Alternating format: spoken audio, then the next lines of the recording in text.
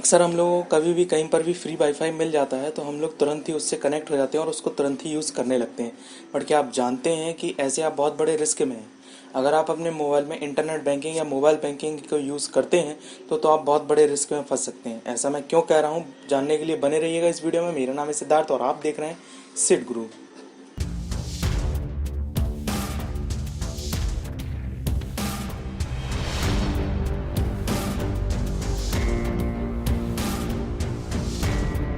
Basically, we knows the first phase of the Wi-Fi, which is data sharing, but I am talking about the second phase, which I have no idea.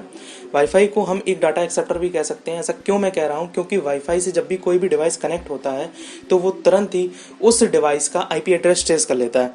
इसलिए करता है क्योंकि उसको पता होना चाहिए कि जहाँ डाटा शेयर करना चाहता है वो है किस जगह पे। यहाँ पर समझने वाली बात ये आती है कि हैकर्स जो हैं वो हमारे मोबाइल को वाईफाई से कनेक्ट होने पर कैसे हैक कर सकते हैं। तो यहाँ पर एक कंसेप्ट आता है जिसे हम एक स्टोरी के थ्रू समझते हैं। मान लीजिए आपकी लोकेलिटी में कोई भी एक रिच पर्सन रहता है जिसके पास बहुत ही एक्सपेंसिव एक डायमंड है। चोर जो है वो उस डायमंड को चुराना चाहता है, तो उसके लिए सबसे पहली एक प्रायोरिटी ये बनती है कि वो उस पर्सन के घर का एड्रेस निकाले ताकि वो उसके घर में चोरी कर सके। बिल्कुल सिमिलरली कुछ हैकर भी इसी तरीके से करते हैं। हैकर के लिए सबसे पहली प्रायोरिटी ये होती है कि वो उस मोबाइल का एक आईपी एड्रेस निकालें जिसके थ्रू वो उस मोबाइल पर अटैक कर सकें। आईपी एड्रेस निकालने का एक ही मेथड होता है कि कोई भी डिवाइस अगर वाईफाई पर कनेक्टेड है तो वो उससे उसका आईपी एड्रेस निकाल लेता है। बट यहाँ पर सोचने वाली बात ये आती है कि क्या किसी भी वाईफाई से आईपी एड्रेस निकालना इतना ईजी होता है? नहीं, क्योंकि अगर वाईफाई जो है वो हैकर के द्वारा लगाया गया है तो वो ईजिली आपके आईपी को निकाल सकता है। बट अगर हैकर के द्वारा वाईफाई नहीं लगाया गया तो उसके लिए आईपी निकालना डिफ़िकल्ट हो जाता है। उसको पहले वाईफाई को हैक करना होता है, उसके बाद ही वो उस डिवाइस का जो है वो आईपी निकाल सकता है। इन सब मेथड से बचने के लिए क्या करते हैं हैकर कि दूसरे वे को यूज़ करते हैं। क्या होता है दूसरा वे? किसी भी जो जो वाईफाई है वो किसी भी डिवाइस से अगर कनेक्टेड होता है तो उनके बीच में एक प्रोटोकॉल इस्टेब्लिश्ड हो जाता है। वो उस प्रोटोकॉल पर बार बार अटैक करता है और अगर उसकी कोडिंग को तोड़ता है और उसमें अगर वो सक्सेसफुल हो जाता है तो वो उससे डिवाइस को हैक कर सकता है। उससे जो डाटा जो जिस ले रहा है, जो मतलब इंटरनेट वाईफाई के थ्रू ले रहा है, सर्वे कर रहा है उस थ्रू के, तो वो उस प्रोटोकॉल को तोड़कर ये देख सकता है कि वो आखिर इस इंटरनेट के थ्रू क्या क्या सर्वे कर रहा है, जिससे कि आप रिस्क में फंस सकते हैं। अगर आप अपने मोबाइल में इंटरनेट बैंकिंग को यूज़ कर रहे हैं तो आप बहुत बड़े रिस्क में, क्योंकि आपने सारा डाटा उसको शेयर कर दिया। बट यहाँ पर एक और चीज़ समझने वाली आती है कि प्रोटोकॉल को तोड़ना इतना आसान है तो कहा जाए तो बहुत आसान है और कहा जाए तो बहुत कठिन भी है। ऐसा क्यों? क्योंकि कुछ वाईफाई ऐसे हैं जो कि बहुत ही ओल्डेस्ट वर्जन पे चलते हैं, जैसे कि WEP, WPS, ये जो है बहुत ही ओल्डेस्ट वर्जन है। इन पर कोडिंग जो है वो बार बार अटैक करके इनकी कोडिंग को तोड़ा जा सकता है। इन पर बार बार एक मतलब रैंडम नंबर अपना कर इसको तोड़ने की कोशिश की जा सकती है। तो ये ईजिली इसके प्रोटोकॉल को तोड़ सकता है और आराम से उसके डाटा को ले सकता है।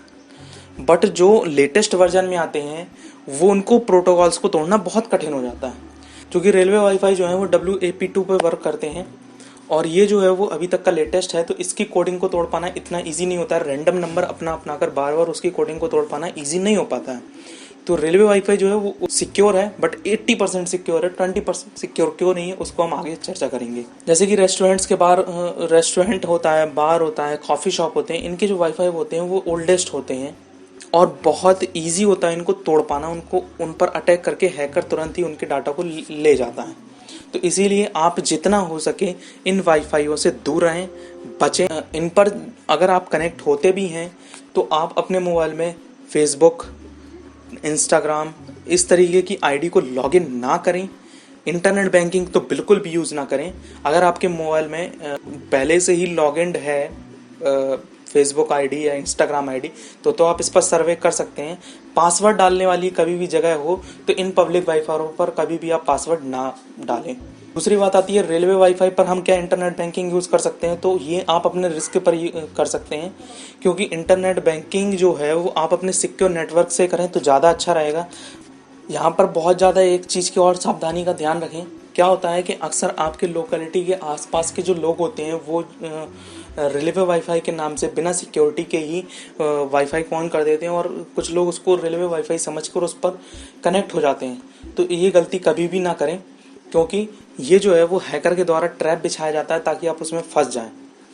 तो यहाँ पर अगर आप समझना चाहते हैं कि रियल वाला रेलवे वाईफाई कौन सा है और फेक वाला रेलवे वाईफाई कौन सा है, तो यहाँ पर एक मेथड होता है। जो रेलवे वाईफाई होता है उस पर आप कभी भी सर्वे करते हैं तो तुरंत ही आपको गूगल की तरफ से एक OTP सेंड किया जाता है आपके मोबाइल पर। उसको आपको वेरीफाई कराना होता है, उसके बाद ही आप उस मोबाइल में इंटरनेट को यूज़ कर सकते हैं। और इसके बजाय अगर आपको कोई दूसरा दिखता है रेलवे वाईफाई के नाम से और उसमें ऐसा OTP नहीं आता है, तो आप बिल्कुल भी उस पर लॉगिन ना करें, उसको बिल्कुल भी टच ना करें, उस पर बिल्कुल भी कनेक्ट ना हो, क्योंकि ये आपके लिए तो रिस्की हो सकता है। आई होप आप लोगों को वीडियो पसंद आई हो। वीडियो पसंद आई हो तो लाइक कीजिए, कोई डाउट हो तो कमेंट कीजिए। इंस्टा पर फॉलो नहीं किया तो अभी जाकर इंस्टा पर फॉलो कीजिए। मिलते हैं इसी में के साथ, तब तक के लिए देखते रहिए सिट ग्रुप। Bye bye.